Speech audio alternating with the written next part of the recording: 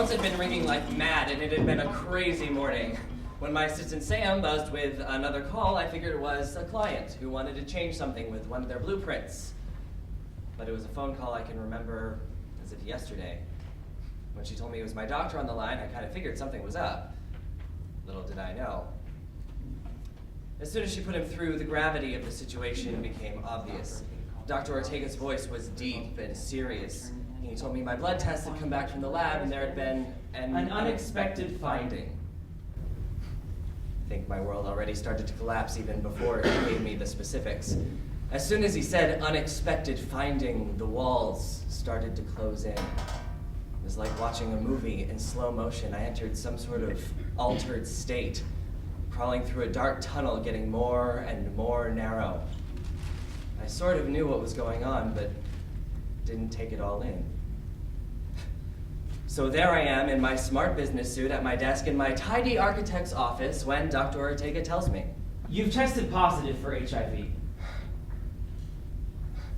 I didn't think they gave you that kind of information over the phone, but here he was, giving me the results. It was like a hard punch to the stomach. All the wind was knocked out of me, and that tunnel grew narrower and darker. The doctor kept talking and telling me things, but my mind simply froze, sort of numbed out. And then the oddest thing happened. I found myself thinking just one thing. Should I make lasagna or tacos for dinner that night? I was in the doctor's office. I'd just gone in for my annual physical and had all the standard tests, but I didn't expect to hear this kind of news. I expected to hear something about blood pressure, cholesterol, or maybe even worse, a cancer scare. I'm nearly 50. Something's bound to come up sooner or later. As the doctor came into the office, I could tell something was up. It was like the sound had changed, that it became gloomy and ominous. It's something out of an Alfred Hitchcock movie. Gently he said to me, You've tested positive for HIV. my first response was, I know it's the virus that is for HIV. But then my response was, there must be some mistake. I'm HIV negative. I've been negative for years. He kept talking. I couldn't hear what he was saying though. His mouth was moving. It was like the sound was turned off on the television. He kept talking, saying something, but I didn't hear anything at all. I was still in my head. But there must be some mistake. I've been negative for years. I'm HIV negative. Then he kept talking. Something about the tests being, more tests being done. Something about, the results could be better. And something about lucky that it was 2008. But I didn't hear a thing. I went into a deep trance, a deep and painful trance. It took me nearly 2 years to come out of it. Every 6 months or so, I have a panel of blood tests done just to make sure things are going okay with my hormones. I used to get an HIV test done at the same time, thinking, well, while we're mucking around with needles anyway, might as well, right? 9 times out of 10, everything came back fine on these panels, but periodically I'd get hauled back into the office if there's something that came up with my testosterone levels or what have you. So when I got the call that my doctor needed to see me, I was nervous, but I wasn't that nervous. This wasn't exactly uncharted territory. I had a bit of a hard time sleeping the night before, running over all the possible reasons. High cholesterol, fatigued liver, high platelet counts. Some of the more serious, if unlikely, possible side effects of injecting T. But I calmed myself down, thinking of all the other times I'd had to go back. High T levels, back off the dose. Low, kick it up a notch. Everything will be fine. But when I got to the office, something felt weird. I was on pins and needles by the time my doctor came in, but I hadn't remembered that test. She sat down across from me, looked me dead in the eye, and delivered the news. Avery, you've tested positive for HIV. She'd been my doctor my entire transition, about 5 years at the time. I'd really come to trust and respect her. I remember wishing she wasn't the one telling me this because it would have made it easier to be angry. I would have preferred to be angry. Instead, I felt numb. My stomach sank and My arms and legs felt like they were too heavy to move. Her words became absolutely unintelligible, like they were just sound. They filtered in with the traffic noises coming in from street level and held just about as much meaning.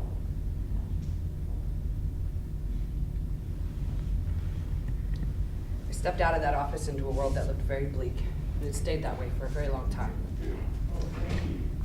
I watched the revelry unfold from my windowsill. Cars honking, strangers dancing and cheering in the street. Old, young, black, white, gay, straight. Christians and Jews.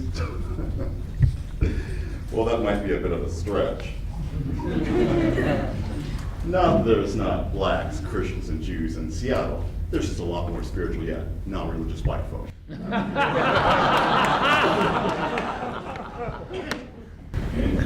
But that night, none of that mattered.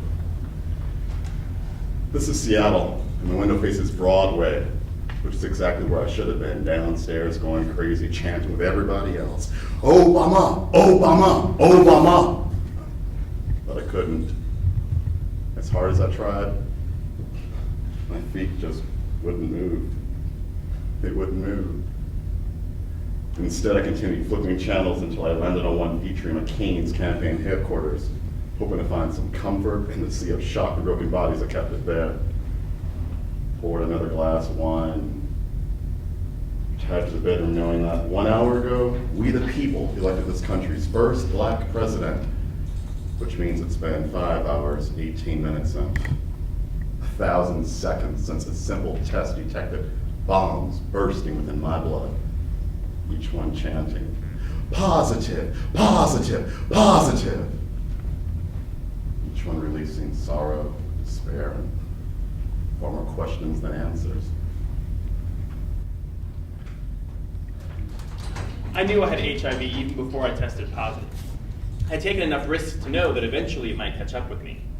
So when I got this really bad flu, part of me suspected I'd gotten myself infected. It had finally happened.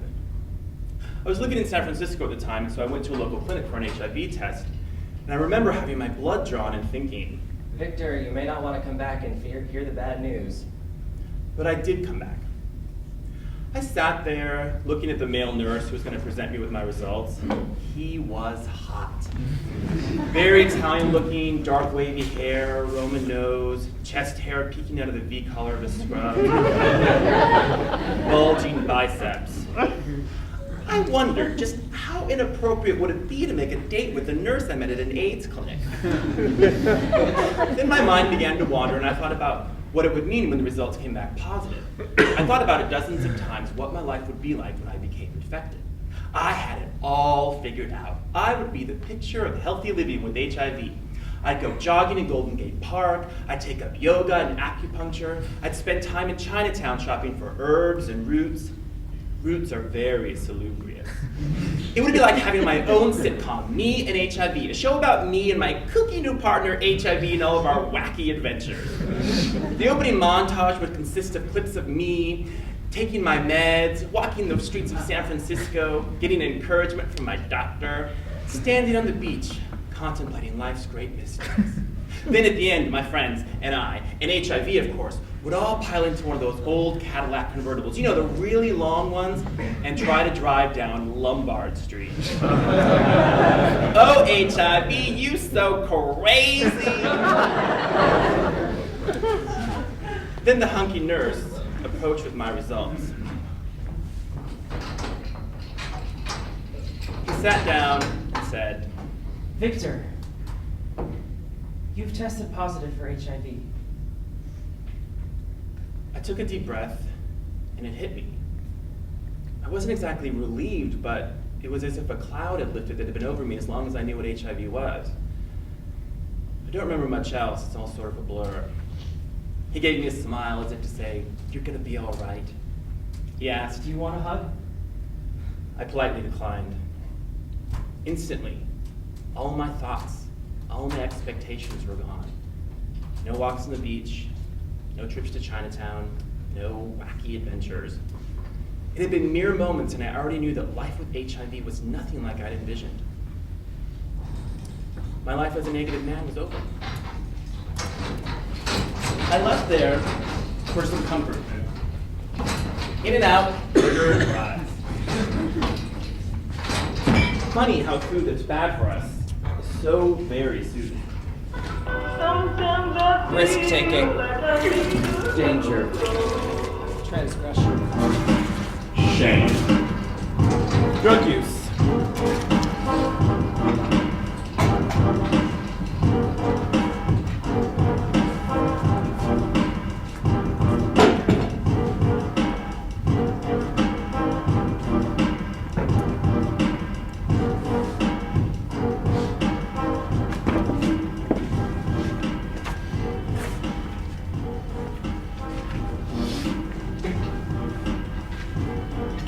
Gonorrhea, negative. Syphilis, negative. Chlamydia, negative. HIV results are negative. Have you ever noticed those little circles that they started to form around the good infected people and the bad infected people? The good people and good people said, you know, I tested positive 20 years ago, blah, blah, blah. Or, I tested positive in 1986 as soon as the test became available. It's like they wanted to prove to the world that they knew about HIV before we even knew about it. Oh, I remember Andy. Andy was tall, dark, hairy, masculine. What a great time I had with Andy. He was a contractor at one of the houses that I was designing. And when we had sex, it was like us exploring each other for the first time, getting just communicating. Well, most of our sex included using rubbers, but there was this one time at the house that I was designing where it just kind of happened. You know, I know that wood is supposed to be cold, but boy, I have never been consumed by so much heat. Woo! Is it hot in here? It is for me. I don't know about you. So, I knew what I was getting into. I was no dummy. I knew the risks. But I thought it was just something that I was approaching just like the rest of my life. High blood pressure, heart disease. So, I think I was foolishly letting myself believe that I was in the clear now that I'd reached it to 45. But then all of a sudden was shocked to reality. It's kind of like the ending scene in Fatal Attraction, where you think she's dead there in the bathtub, and then out of the murky water, HIV raises its ugly head. Where's Ann Archer with a gun when you need her?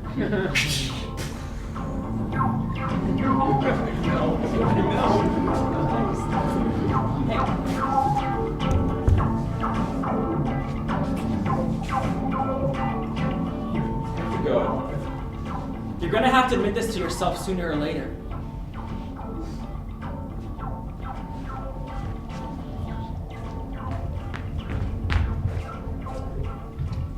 Grew up in the 80s, and I remember watching news coverage of the AIDS crisis.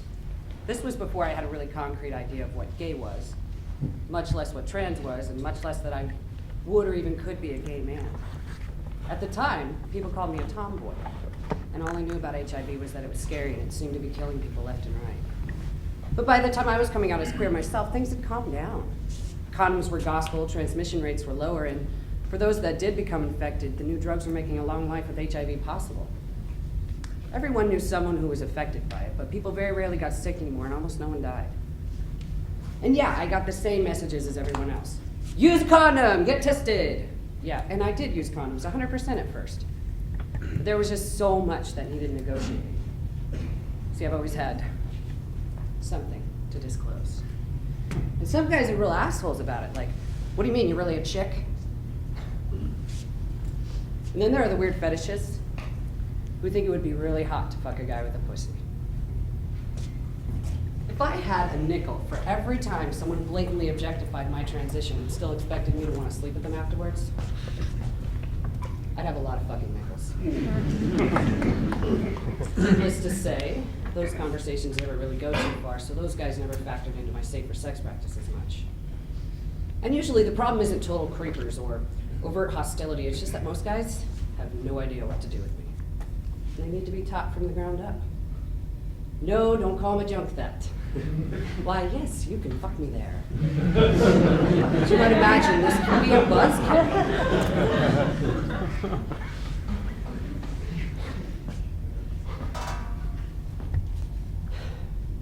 So,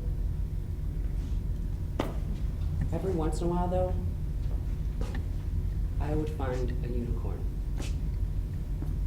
Some guy who had some trans education in his past or was just able to intuit how to negotiate boundaries without having to trip over them first. This might seem counterintuitive, but these are the guys that I had the hardest time bringing up condoms with. Just felt so good to go out and meet someone and hook up without any added complications that throwing one in there seemed absolutely impossible if they didn't do it themselves first. So once in a while, yeah, I'd let a guy fuck me without a condom. I knew it was a risk, and yeah, it made me nervous. But I just wanted sex to feel natural once in a while. I just wanted it to be simple.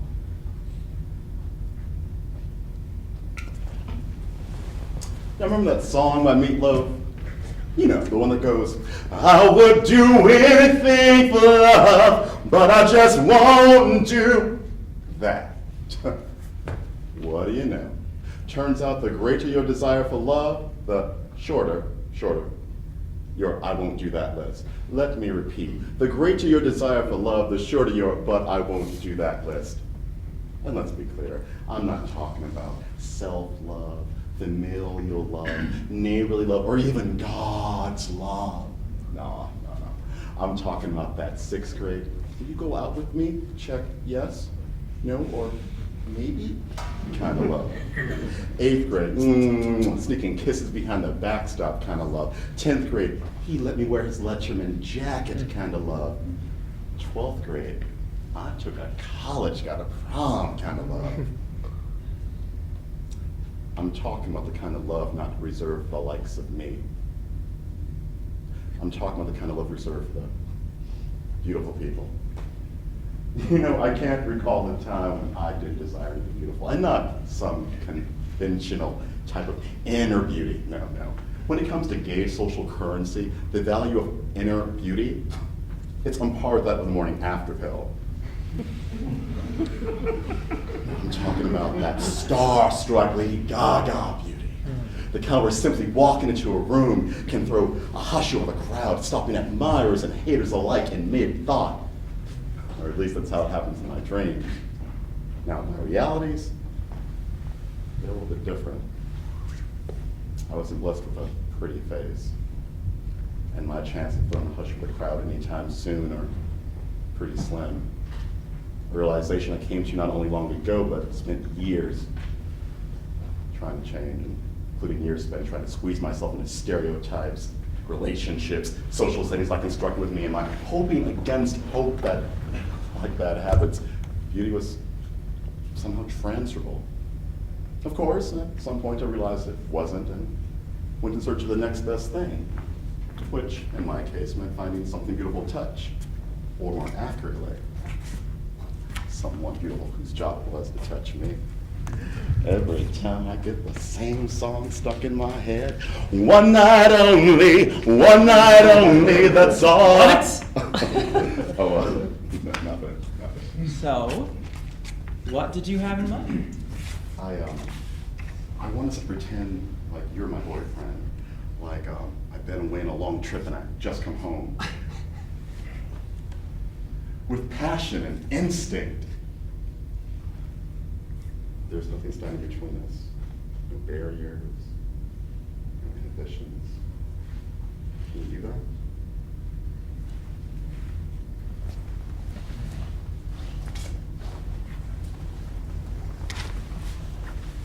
Happily. Oh, I've missed you, honey. Welcome home. Been too long. No, how sad. 30 years old and already paying for sex. Well, you know, it can't be any more sad than offering up countless prayers for a real one-night stand or hooking up online. Can't be more sad than slipping some guy my number, waiting by the phone for days on end for him to call. He never called. They never called.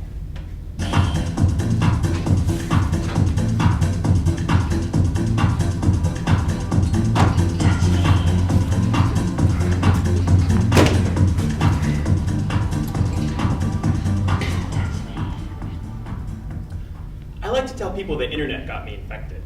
It's not true, of course, but it sounds good. My computer got some nasty virus and passed it along to me and my other household appliances. People are always expecting you to blame it on something. It all started in my late 20s. I always felt like I had a healthy sex life, but I wasn't fully exploring sex and pleasure. The problem was, I'd been a chubby gay boy who became a chubby gay man. On Manhunt, I was always able to manipulate my profile to catch whatever fish I wanted. I work in marketing and PR. If I can't sell myself to horny gay men, I'd be out of a job. I would highlight my height or call attention to my hairy chest or make my Mexican blood more prominent. I could be top, bottom, versatile, depending on whatever the guy I wanted had in his profile. But the one thing I couldn't get away from was body type. I had this picture of me at a safe distance in a black slimming shirt, but I was stumped at the section where they ask you to select a body type. They don't have a needs to lose a few pounds category, so I was stuck with average. My entire life, I had never been average, and now online, where body type is most important, I'd been reduced to average. In person, it had always been different. I felt like whatever I lacked in physical appearance, I could make up for in personality. But online, we're not hooking up with personalities. And average guys attract other average guys.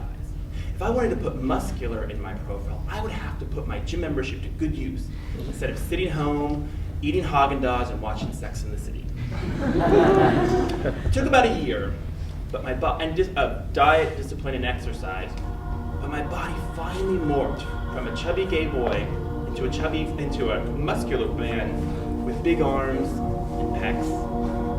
I still remember the day I said goodbye to Mr. Average and hello to Mr. Muscle. And the boys, they said hello back.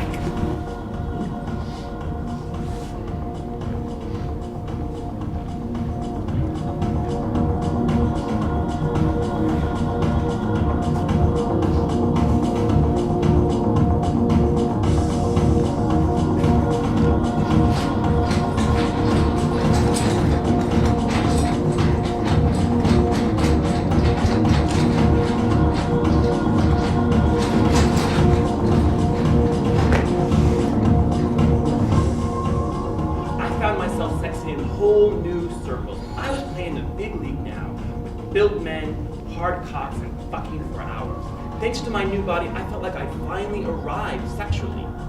In one short year, I went from being Natalie Green to Blair Warner. I know what you're thinking. How sad. His bad self-image, this horrible gay community, made him hate himself and his body, turned him into a whore, got him infected with HIV. All because of low self-esteem.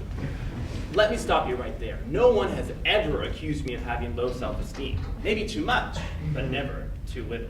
I mean, I took control. I valued myself enough to know that I could do whatever I set my mind to, including transform my physical appearance.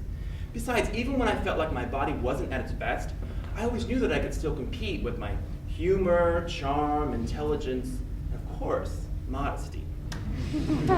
You know, I've always loved being an urban gay man, and I've been enchanted with gay men. I remember in the early 90s when I moved to San Francisco, I was so cheerful and excited, but the city wasn't. There was a palpable pall over the city. I felt like Mary Tyler Moore walking into an episode of The Band of Brothers. So when my body finally changed, I felt like I was able to finally, both physically and mentally, fully explore my sexuality. I was going to climb my sexual Mount Everest. Not because it was there, but because I was, and I was young and alive. I remember my first white party, years ago. I took my shirt off, and people were looking at me, not to tell me to put it back on, because I'd often feared, but with hunger and lust. Life was about music and men and sex and parties. I would do some X and G and go dancing all night long and go home with a hot guy, or sometimes I'd do crystal and G and go to some wild sex party. I reached the zenith in my sexual exploration and found it possible in some way to reclaim a time before the epidemic, when men could relate to each other without the barrier of disease. I don't regret the life that I lived. For 5 years, I loved and celebrated myself. Sure, there were times when I was high and took risks, but I didn't take those risks because I was high. Being high simply allowed me to behave the way I really wanted to. When that nurse gave me the results, part of me was shocked, but a larger part of me was like, hello, you've been fucked hundreds of times by hundreds of men and you didn't always use condoms. I didn't intentionally attempt to get HIV and I wasn't ignorant or careless, I just took an informed risk, as if I'd been climbing the real Mount Everest. Now at the peak, I had a moment of peace. I know I'm not supposed to say it, but testing positive is not the end of the world. It felt like it at first, but it's not. Now my sex can just be my sex. All the messages and warnings have been turned off. All the judgment and fear and anxiety about two men having sex have vanished. And what's left is pleasure. Pure, simple pleasure.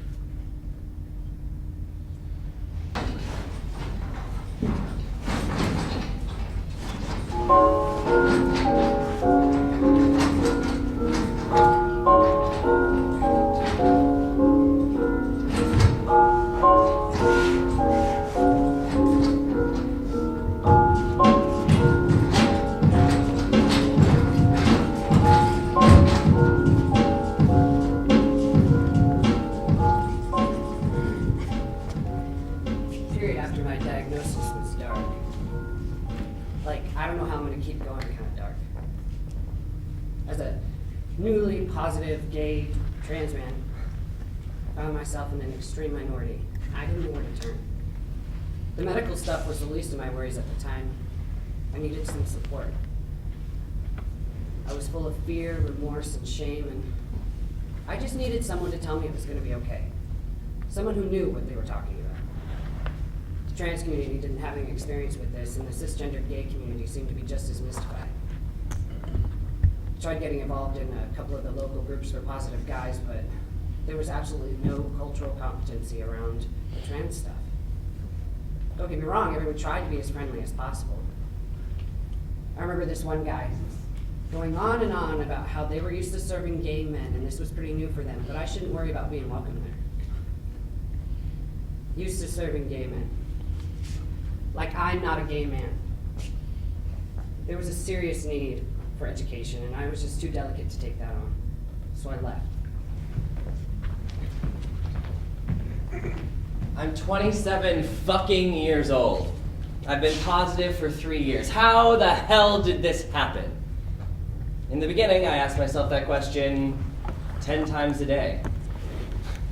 I'm a member of the generation that was never supposed to get infected.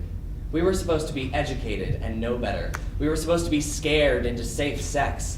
We were supposed to commit ourselves to a lifetime of condoms and never knowing the feeling of having someone come inside you. I knew better. I should never have gotten infected because I knew what to do. I can't claim to be uninformed. I can't claim to be dumb, drunk, or depressed. But when you're young and restless and living in a city like Seattle, you're playing in a pool where 20, 30, maybe 40% of the hot guys you see online or in the clubs are infected. It's a crapshoot. It's like you're playing dodgeball. You can behave yourself 90% of the time, and still you finally get hit with that ball.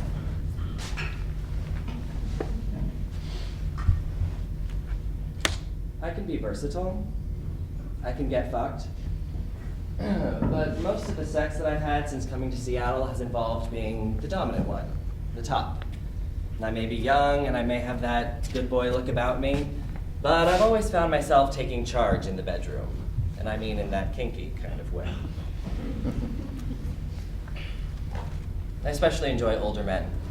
Taking charge of these 45-year-old daddies, sort of like the boy fucks his dad. I really like that idea. Don't look so surprised. Most of these younger boy, older dad relationships, the boy's the one who's on top. Most of the big, tough leather daddies you see walking around Capitol Hill, just looking for some punk kid to put them in their place. And I've always been all too willing to do so. So many of the guys I go with are stuck in these 1970s roles, 100% top or 100% bottom. It sometimes seems like their egos are wrapped up in their percentages. And even fewer of these guys can flip-flop in a single evening. I remember one guy jumped out of bed when I started playing with his butt after he finished fucking me, like I had crossed some line that you are never supposed to cross. Sure, I use condoms. They're not my favorite thing, but since I mess around with guys of all ages, I thought it wise to do the safe sex thing. I didn't worry so much when I was fucking around with someone my own age, but the older guys seemed to be more of a risk. If I had to be honest, I'd say I used condoms with 50% of the fucks I threw and about 80% of the fucks thrown my way. That's not so bad. Occasionally, when I knew the guy was negative, it didn't seem like that big of a deal. I remember this one time at a sex party in Wallingford. This college kid with a baseball cap was fucking me and the condom sort of didn't work. After a few attempts to get it back on, we tossed it aside and he gave me a great fuck. Was that when I became infected? Or was it with Tony? The first man I can honestly say that I ever loved. 48 years old, computer programmer, living with his lover of 20 years in the suburbs along with their 2 kids. From the moment I met him, I wanted it big time. I mean, fuck that he had a lover and kids. Fuck that he was twice my age. Fuck that he was HIV positive. I couldn't control any of that. I wanted Tony in any way that I could get him. One of the things I liked from the start is that he was one of those daddies who didn't have a problem with sexual versatility. I went with Tony for almost 2 years. He opened up whole new worlds to me. And he opened me up emotionally to men in a way that I had never opened up before. Tony did not like condoms either, but he did his best to use them. I should say we did our best to use them. Oh, and the first time that I tried to swallow his sperm, he became furious and lectured me about risk. He didn't want to put me at risk in any way, but I wanted it. I worked for it. And then things changed. Our sex got hotter, and when we were in bed, it was like we were in another world. I know it sounds stupid, but I wanted my sperm up his butt. I wanted him to come inside me. I wanted to be that close every time. It's like living in a permanent schizoid state. We knew we should use condoms, but things would get going and something would happen, and all of a sudden he'd be fucking me long and hard and deep without a condom, and I'd be right there with him. We'd become one, and that fuck would seem to last for hours and hours. Is that how I became infected? Reveling in the revelation of condomless sex?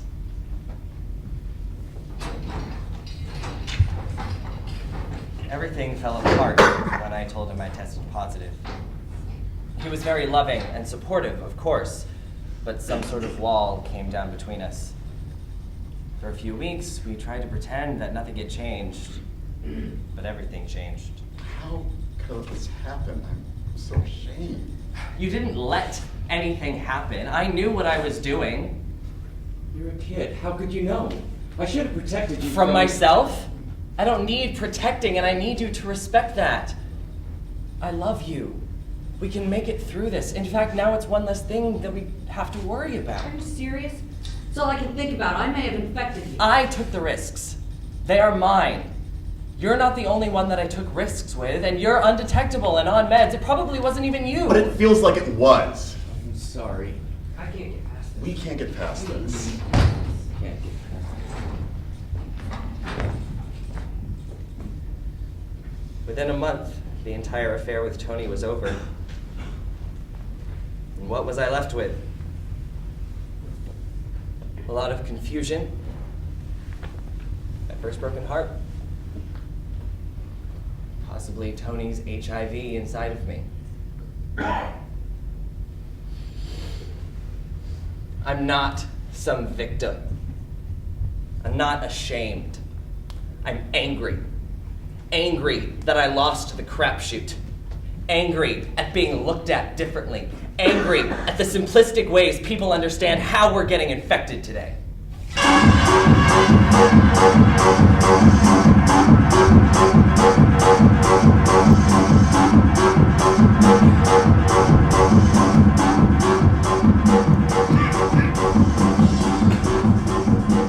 So, how exactly did I get infected? An intelligent young black man who was practically raised by his AIDS activist uncle. How did I test positive in 2008? I mean, if anyone should have known better, I should have. I was practically raised to know better. I was educated to know better. As an adult, hell, I went out and taught others to know better. Like Oprah always says, when you know better, you do better. Well, clearly, not always. Matter of fact, I think we should retire that saying, or at the very least, send that shit back for further testing. Think about it. When it comes to Oprah and her weight, not only does she know better, she has a full-time army of folks whose sole job is to help her do better. And we all know that job hasn't exactly been a cakewalk, you know what I mean?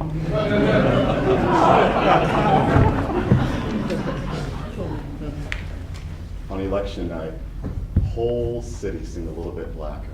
I'm talking, we just elected our first black president black. I know if Uncle Ernie were here, he'd feature one of his famous, "Girl, I told you so" looks. Lord knows, the bigger mess white folks make, the more receptive they are to hiring a black man to clean that stuff up.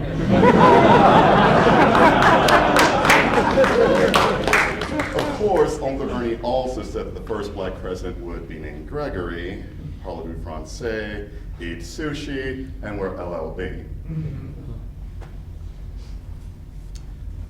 Uncle Ernie moved to Seattle right before Mama got sick, and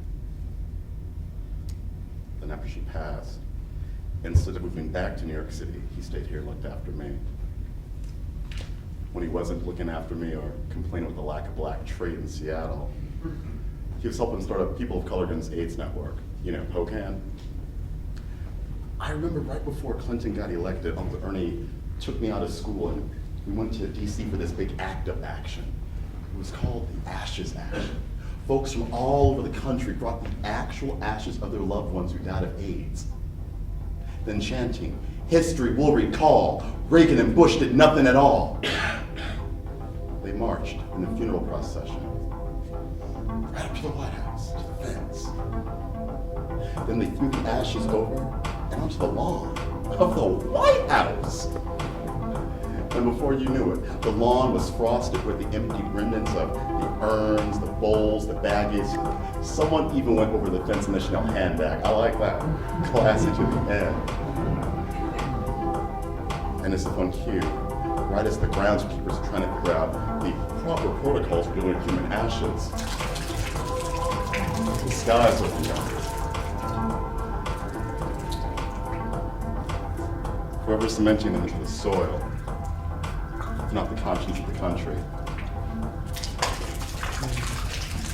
There were many more actions and funerals, including Uncle Ernie's, which took place 8 years later and went on for 3 whole days.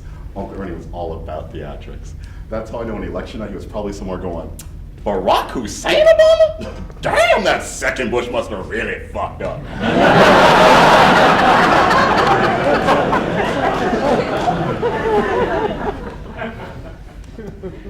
There's a lot of things I wish Uncle Ernie had been here to see, not just election night. I wish he'd been here to see me graduate from school, or take up the fight working where he worked, educating. Now, I don't know what I wish. I mean, I know he'd still love me, but sometimes I wonder if he's somewhere going, "Marlon Dwight Delaney, damn boy, you really fucked up."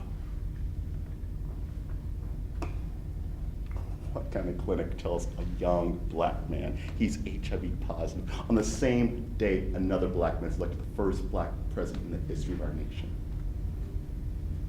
a whole world of possibilities opened up for a whole lot of people that day, but for me, it feels like none of them got any closer. The world moved forward, but it left me behind.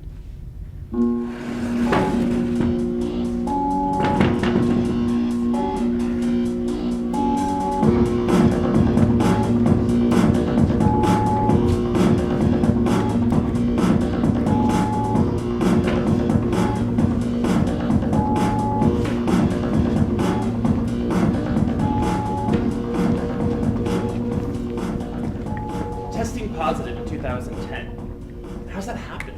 Don't we look like smart people? Don't we look like we should know better? So, how do we explain it? Well, speak, gentlemen. Speak, you diseased pariahs and bad boys. What do people really think when you tell them? What's really going through their minds when they give you that soft, liberal look of support? Low self-esteem. Crystal meth. A bad decision? Internalized racism, homophobia. Selfishness, nihilism. Circuit parties? Sex addiction. A death wish. The internet? Manhunt? Bug chasing. AIDS envy. Glorification. Stupidity, responsibility. Hold on. How did explaining new infections become the primary focus of HIV-positive gay men today? When I first tested positive, I spent so much time deep in my head thinking, how did this happen to me? Who did this to me? Why did I do what I did? How the hell could I have let someone penetrate me without protection when I knew they were positive? I remember I told an older friend of mine over coffee, and he looked at me with such disgust and disappointment, as if I had just told him I had voted for George W. Bush. He said, how could a 20-something kid with a good job and a college education allow himself to get HIV? I said, I guess I just took a gamble and lost, as if I had just taken a beating in the stock market. Then I thought, wait a minute. There are plenty of intelligent people out there who are well aware that staying fit and exercising reduces the risk for all kinds of disease, and yet they still eat fatty foods and don't get any physical activity. So why are people with HIV held responsible for their disease? We don't treat other conditions the same way. Did you hear about that famous newscaster who was diagnosed with lung cancer? He smoked every day for almost his entire life, and yet the nation embraces him and hopes for a strong recovery, and there's no talk of shame or irresponsibility. I was just reading about or, this. how about my Aunt Pam? She spent her entire life obese and eating everything in sight, and then at 53, has a heart attack. No one blamed her, and there was never any serious talk about lifestyle change. Thank you. I was just reading about this Amazon exec who died on the slopes of Aspen when he crashed into a tree. No one blamed him for skiing. They didn't ban all non-helmeted skiers from the slopes. They stayed open. People carried on. So what is it? What is it about testing positive today that instigates questions of responsibility, guilt, and shame? Is it the sex? Is it the shocking thought of two guys butt fucking? Rage.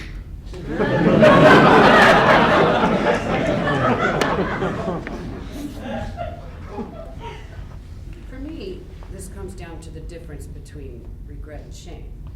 Do I regret the decisions that led to my becoming positive? Yeah. Life would be just that much easier if I didn't have this disease to deal with, but I refuse to be ashamed. I made a mistake, a human error. More than that, I made a mistake that many guys make without ever having to deal with the consequences that I do. Yeah, we live in the age of safer sex, but sometimes that's a lot to live up to, and many of us don't. And I reject out of hand the idea that because I wound up positive, I'm destined to serve as some kind of whipping boy, someone to hold up as an example of what might happen if you fail to live up to the standard that's been set. When you come down to it, people need to feel like they can identify with what we did wrong so they can feel like they aren't in any danger themselves. Like they would never be so stupid, careless, or lacking in self-respect. The problem is that safety is an illusion. At no point leading up to those events did I ever think that I was going to have unprotected sex. And after the first time, there was no thought that I was going to do it again. Sometimes you just don't know how you're going to react to a situation until you're there. Maybe I feel a little bit different about this whole thing. I think we need to take responsibility for the choices we make. I take responsibility for the times I didn't use a condom. That was my choice. Nobody did that to me. I think you should I take the responsibility for all the times that I had unprotected sex. I take responsibility too. But do I also have to take on the burden of stigma and guilt that people with other life-threatening conditions don't have to? I want this to be a world where people stop expecting every gay man to remain negative for his entire life.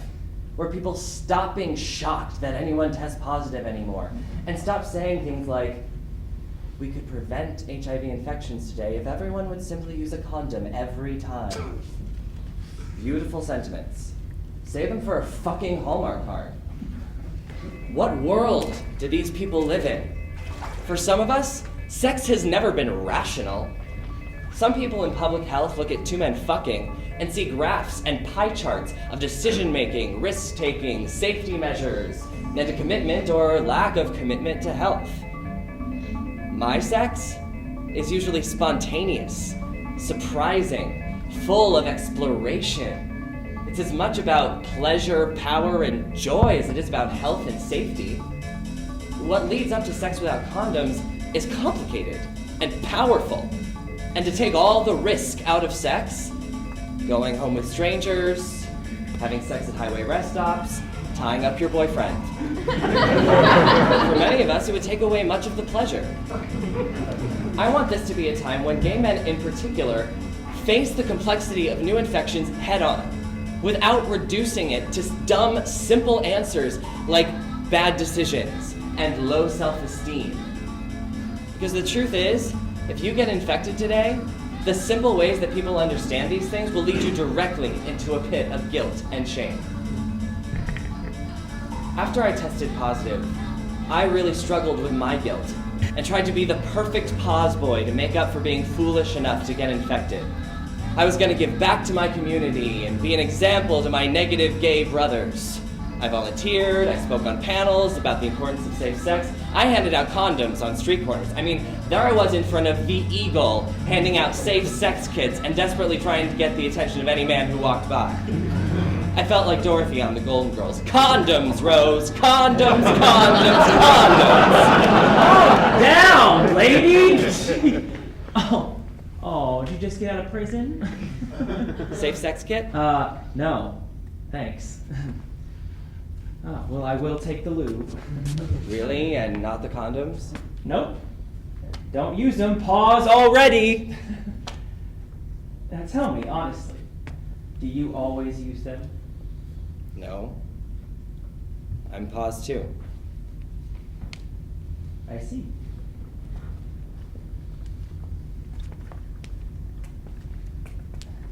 So you want to get out of here and not use them together?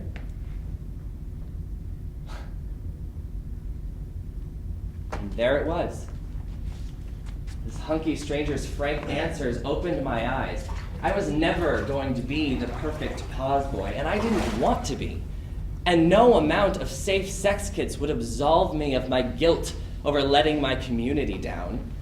I needed to start living for myself and look beyond the simplistic answers to see the complicated nature of my actions. Only then could I move forward towards a world beyond guilt and shame.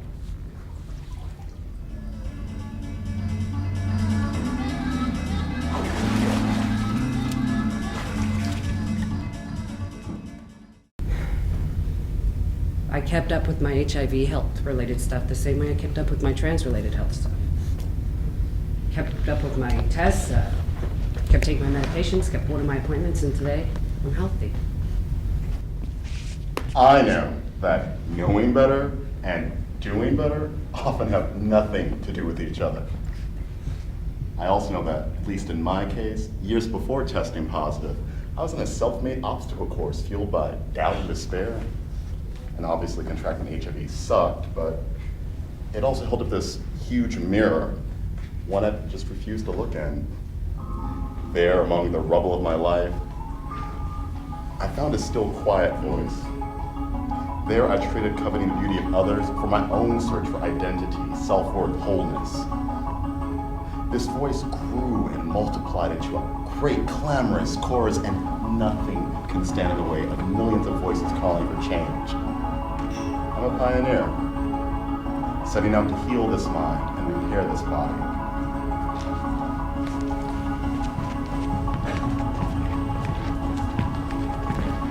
HIV can be a struggle. There's no doubt about it. But I'm a Latin gay man. Struggle's nothing new. I've been extremely healthy. Most of my issues have been physical, not psychological. Most of my issues have been psychological and not physical. Telling my family was hard. I still remember how it broke my mom's heart to find out. It broke my heart to have to tell her. Moms have a hard time understanding that HIV is different than it was 15 years ago. All they hear is that they could outlive their child. How do you respond to that? It took time, tears, and education, but she's made significant progress. It helps that she can see how healthy I am. Like all moms, she still nags me about taking care of myself, but she's not as fearful and anxious as she was before. And that wacky HIV knew just what buttons to push. Lipodystrophy, or vulgarly called fat redistribution, is something a former fat kid never wants to hear. Then there are other things like dating, online hookups, disclosure. I remember shortly after testing positive, I was at the Cuff, and I met this guy, and we were dancing and making out and getting really hot and heavy. He was really sexy and tall and very passionate, so we decided we were going to go home together. As we made our way out of the club and onto the street, to wait for the cab, I decided I better tell him I was positive before we got home. Yeah? Well, there's something I want to tell you, and I should preface it by saying it's not a big deal and I'm totally fine. I don't want you to freak out or anything. What are you trying to tell me? I know I felt it, so I know you're a guy, right? Yes, definitely. It's just that I'm positive. HIV positive. Oh. Okay. You know what, I think I should just call it a night. He gave me a polite smile and said goodbye. I was hurt, but I couldn't really blame him because it made him feel uncomfortable. So I stood there in the misty Seattle dawn. Thank God I still had a hit of ecstasy in my pocket. I went back inside and danced into the morning with my friends.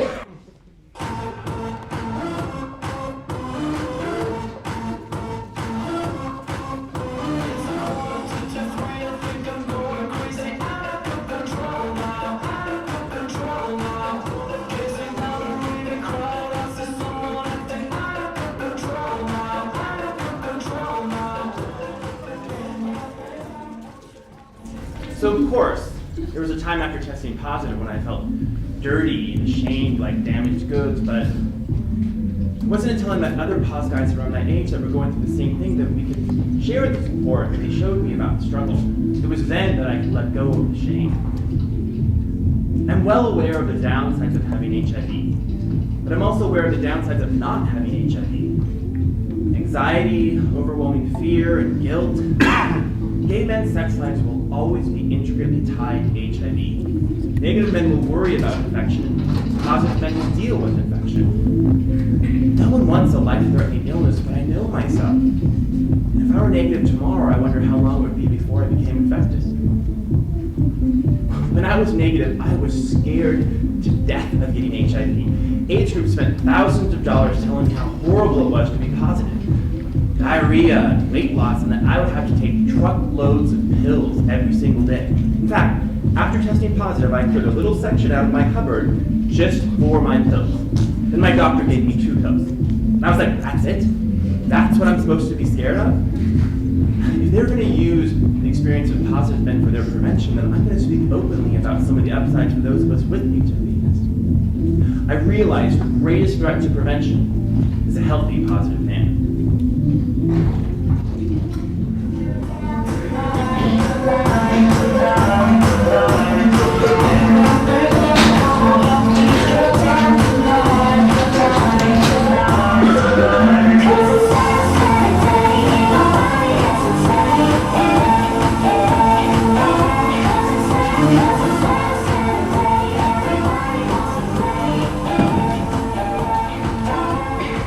For those of us who value our sex lives, our bodies, desires, erotic adventures with men, when that HIV moment happens, doors open into new kinds of freedoms and new worlds. It's not about infection and disease. It's about pleasure and enjoyment. It's about living. Finally, I don't have to worry about those goddamn condoms.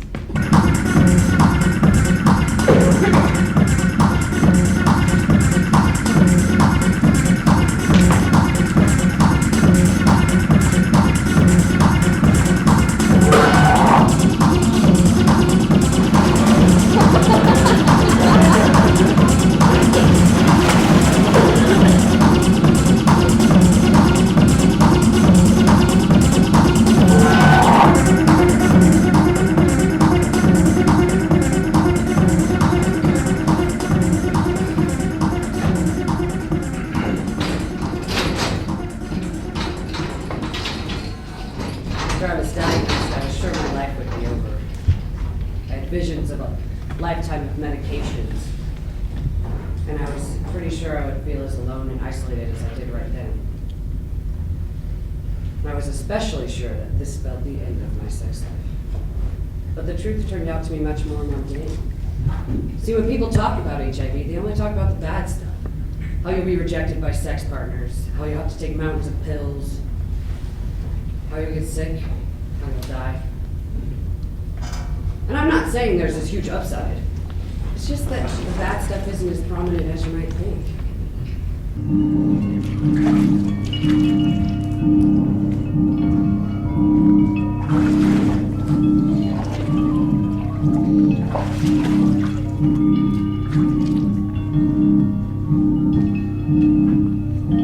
So, what kind of HIV did I get?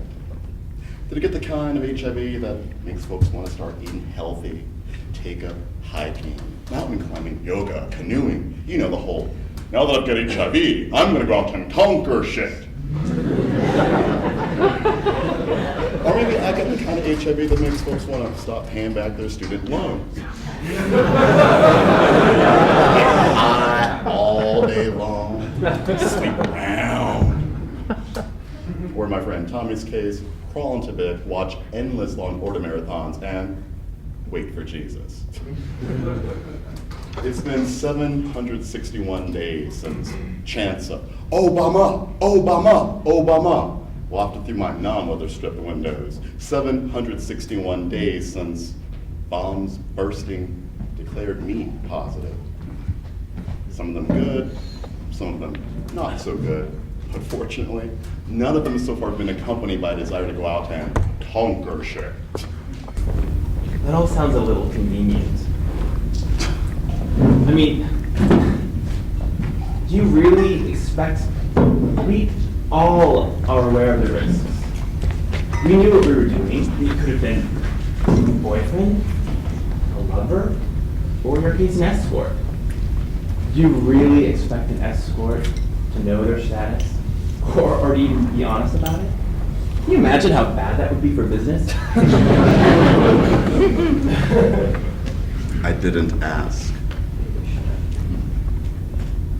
I didn't ask because I didn't want to know. I wanted the fantasy. I wanted to be the beautiful boyfriend adored by his lover. And I did feel beautiful, loved, and excited. But it was all over too soon, like a melting ice sculpture dripping on linoleum. Maybe it was supposed to happen this way. I mean, maybe the first black president wasn't supposed to be named Gregory, eat sushi, parlez-vous français, wear LL Bean, and maybe throwing a hush over a room is kind of overrated. And doing anything for love makes better lyrics than personal policy. Because contracting HIV doesn't have to be about losing our sense of what? Not invulnerability. Attraction? Fantasy? You know, where's all this talk gonna lead us? After living through the war years and watching all my friends die, can't you young guys learn something from my generation? Here we go. Can't you see the horrors that HIV can do? I mean, look, the men of your generation, for them, HIV means death and funerals and disability and loss. You lived through the worst and you kept yourselves and your culture and our culture alive. And that assured me that survival was possible. The men of my generation, we are the generation of HIV. We grew up with it, just like we did with Shannon Doherty or Mario Lopez. We had to cultivate our sexualities and our identities in the midst of HIV. So to us, it's simply a fact of life. How'd I get to be the geezer at this party? I wonder. So you want people to accept that men are going to continue to get HIV? That what happened to the dreams, the hope that we could someday eliminate HIV, and that gay men could once again have sex without having to worry about death and disease? No one's giving up hope. But eliminating sickness and fear and death from our sex is something we can do right now. I'll get right on that.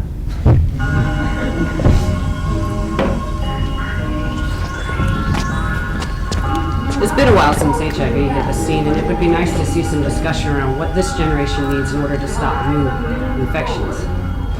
Seems like that might be more useful than scapegoating newly paused men, but I'm not holding my breath. What I am doing is refusing to take on any more guilt and shame than the next guy. I'm not going to beat myself over the head with this and let anybody else pick my life apart so they can preserve some illusion of safety. In my diagnosis, I found all my broken pieces lying in wait at my roots. They hadn't scattered, they hadn't gone missing, they simply fell and were waiting to be returned. When I was ready, I began to pick them up, count for each one, return them home, make me whole again.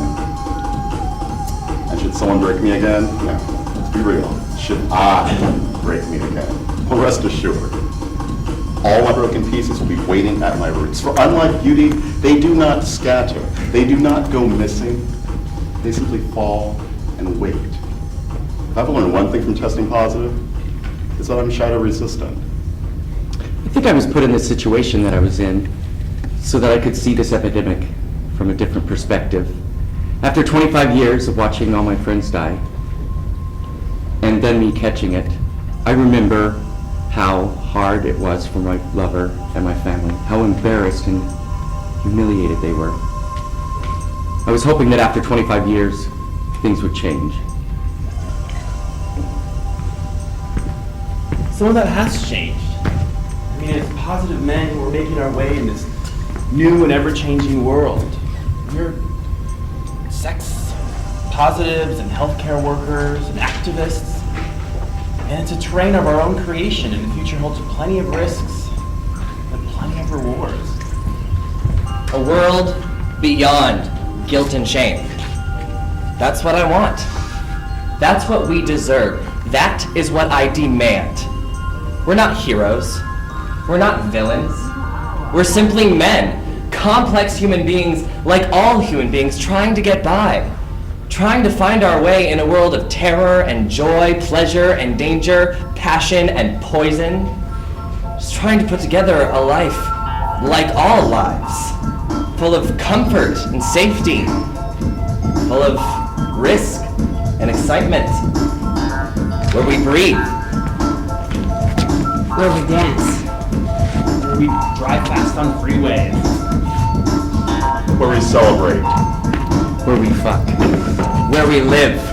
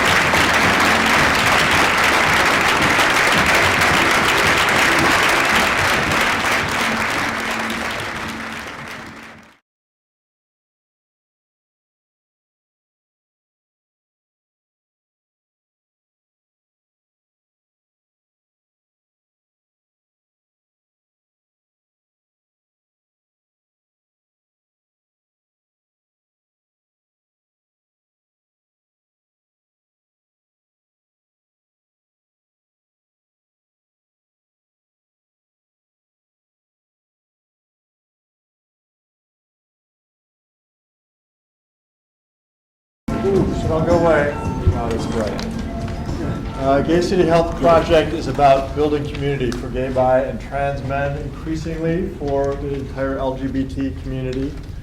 And we can't do that without our artists.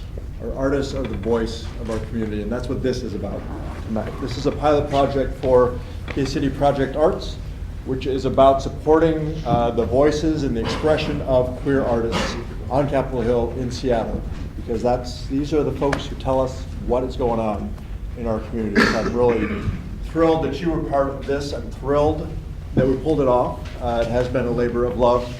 This year, again, I want to thank Pride Foundation for the very generous support of this show, as well as the Seattle Office of Arts and Cultural Affairs.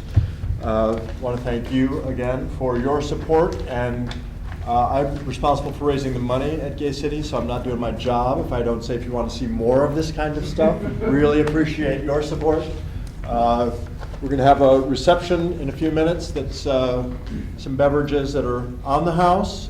There is a donation bucket there if you care to make a donation. We also have envelopes, remittance envelopes, if you'd like to make a gift in support of queer arts on Capitol Hill so we can do more of this. That would be greatly appreciated. But the folks who really made this possible are the queer artists here tonight. And I want to bring first down Manny Cawaling, who's our director.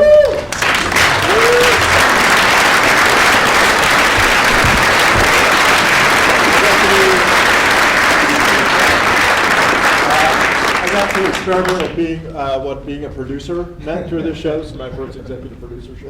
And I've discovered it's a lot of fun if you have a great director who gets the job done. It would have been a nightmare without Manny. And also, mea culpa, one of the other dudes listed in the program, Gavin Reeve, was the assistant director who also worked with Bob.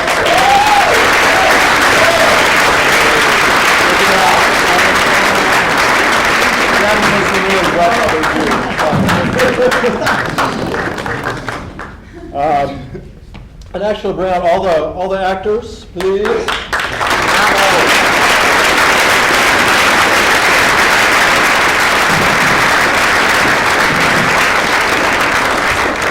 Note that one of our actors is Alex, who is also one of the original playwrights for this. It was first written in 2005 when we brought it up here this year.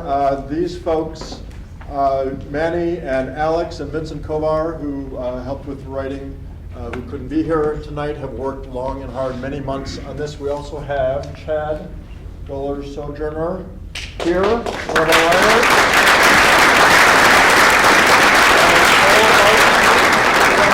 Cole, where are you? Chad wrote the Seattle characters, the new characters who are Chad and Avery in the show, our writers.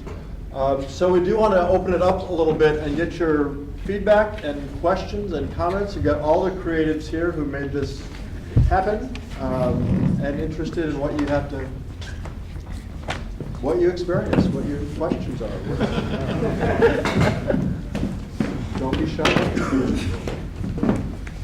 Yes, sir. I just want to say it is probably the best performance that I've seen in Seattle in my 22 years being here. It really dealt with the subject from a wide range of perspectives, but it never really lost its reality because I felt I was able to relate to every character in the play, and I could see some of my own personal journey coming out through that.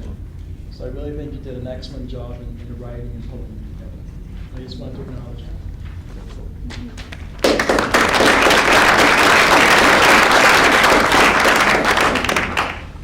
Somebody else, were you shocked at something you heard, something that wasn't represented? That I'm curious to know how many of the actors or people involved in the production are actually gay positive. Ooh, getting kind of personal, girl. I don't even know my number yet. I don't think that's personal at all, honestly. And I am, and it's been about 15 years. I think I'm negative, according to my last test. And my behaviors between my tests, but I don't ever know for sure. And Alex, do you want to maybe say a little bit about how you and Eric put this together to begin with? Okay. Yeah, Eric Rofes, who was a longtime activist and writer, professor, he wanted to sort of move into theater. He'd been in academics and writing for a while, and so he wanted to do this piece about men who'd become infected after 2000. And he actually did all this research and conducted all these interviews, and from that, the sort of beginning of a script came about, and then he brought me in, and he asked me first to be an actor, and I said, well, I'm not going to do it if it's serious, I only want to do it if it's funny. And he said, fine, do whatever you want with it, you know, and we sort of worked on writing it together. And so it was really important for us to sort of give voice to the modern HIV positive experience, because so much of it is sort of caught up in the 80s, and the sort of modern experience isn't really talked about or explored. And I think that was a big objective.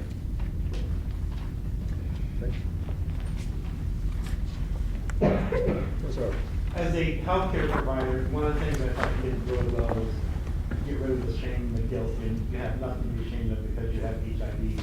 And I love the way you brought out the fact that we're human beings and we have every right to expect to be treated like human beings. And that's a great thing.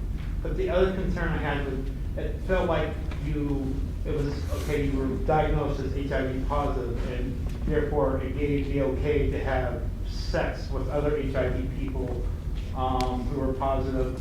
And maybe I'm ignorant to the latest data, but I would think you would be spreading different types of viruses. There are multiple types of HIV viruses. And I would think that was my concern, you seem to advocate and play that was okay. Who wants to take that one? You want to? I'll go for it. Of course. So, in the literature, I love saying that, it's like a doctor when I say that, and I'm not a doctor, but in the literature, there are very few cases of superinfection. You're right, it is possible, but highly improbable. If anyone knows otherwise, please contact me, lark@gaycity.org, because I need to know this kind of stuff. Well, but I was just, go ahead. No, I was just saying, I think that beyond the scientific evidence, and I agree, I mean, I think that there's rather conclusive evidence that superinfection and reinfections are happening in very, very limited situations. The reality is that positive men, regardless of the threat of superinfection, have been foregoing condoms since they tested positive. And so I think part of that goal was just to speak honestly about the experience. And so and that's always sort of a conflict, because the minute you talk openly and honestly about something, people accuse you of glamorizing it or encouraging it, as opposed to just being honest. And I think one of the ideas too was to get some discussion going about it, correct? At least that's what I know. All of us have actually sat around and talked about the script and talked about stuff just because of the fact that it makes you question everything. It makes you look at it and such. Well, I was going to say, and as a director, I mean, often you have a play that is that it has a story or a message, and approaching this play in particular, I really looked at it. I kind of looked at different pieces of theater, like Anna Devere Smith. Like, she does a lot of plays where she interviews a variety of people, and they all have very, very different opinions and points of view. And some of them you will agree with and think are good people, and some of them you will have different opinions of, and there's a whole variety there. And that's how I kind of saw this play, is here are these people. You know, we're not, here are these people, and these are the voices of the interviews and the people that were discovered throughout the process. And this is their story. You know, this is just simply their story. And it's kind of, it's that piece of theater. We're just presenting an honest story of these gay men, you know? Good answer, good answer. I can give the disclaimer, the Gay City does not advocate any of the...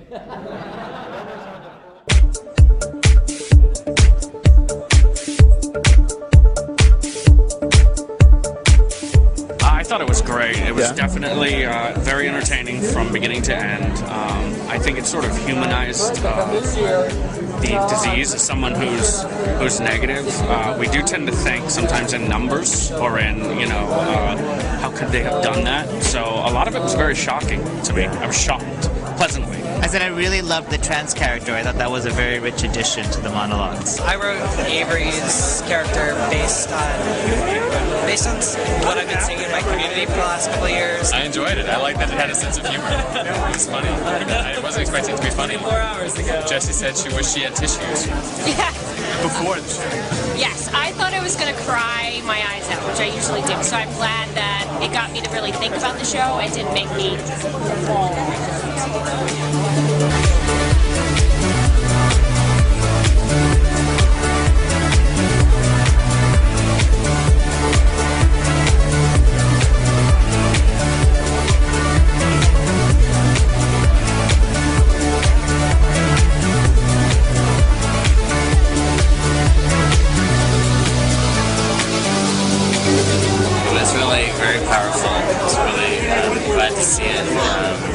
Just the stories came to life for me when I was kind of felt like I was watching my own life and people that I know in my life. So very exciting, and now we're doing a little creative response to that, and so come and be creative.